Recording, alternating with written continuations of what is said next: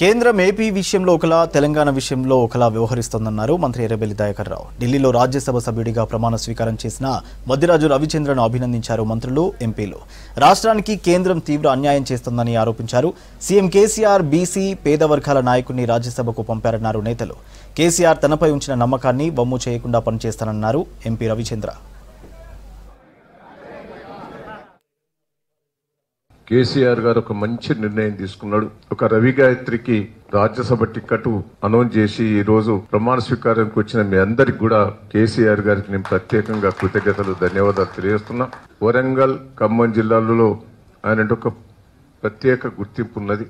ఈ రోజు రవిచంద్ర గారిని మరి నేను కోరుకునేది, ముఖ్యమంత్రి గారు కోరుకునేది ఒకటే.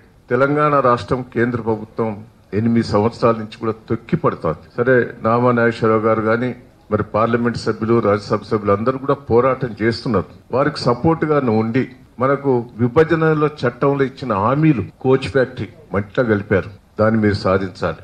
మనకు వచ్చింది కూడా కేంద్రమే. మరి ఆయన ధర్నా చేస్తాడట, సిగ్గు లేకుండా బండి సంజయ్ మాట్లాడుతున్నాడు పక్క.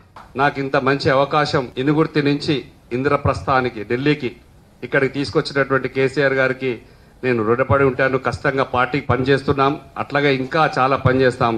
అందులో నాకు బీసీలకు సామాజిక న్యాయం ఈ ఒక్క ఫోటో క్లిక్ చూస్తేనే తెలుస్తుంది. నాకు ఇంత మంచి పదవి వచ్చినందుకు నిజంగా కూడా మా కమ్యూనిటీ కాపులందరూ కూడా గర్వంగా ఉన్నారు. సార్, కేసీఆర్ గారికి మేము కూడా మాట ఇస్తున్నాం. కాపు కమ్యూనిటీ నుంచి మరొక్కసారి అత్యధిక మెజార్టీ రావడానికి మా కమ్యూనిటీ ముందుండి అధికారాలు మళ్లీ తీసుకొచ్చే బాధ్యతను మేము తీసుకుంటామని మరొకసారి మనవి చేస్తున్నాను. సార్, ఖచ్చితంగా బీజేపీపై యుద్ధం చేసి, పోరాటం చేసి, నిలదీసి మా హక్కులు సాధించుకునే దిశగా నా ప్రయాణం స్టార్ట్ చేస్తానని మరొకసారి గుర్తు చేస్తున్నాను. రాజ్యసభలో ప్రమాణ స్వీకారం చేసిన సోదరులు రవిచంద్ర గారిని నేను మనసారా అభినందిస్తున్నాను.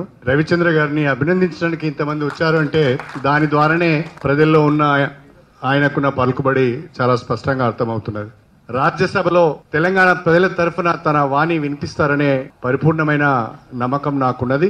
ఆ దిశగా ఒక గొప్ప అవకాశం వచ్చింది. ఒక ఎమ్మెల్యే కావాలనుకున్నాం, ఒక ఎమ్మెల్సీ కావాలనుకున్నాం. వాటన్నిటికంటే మించి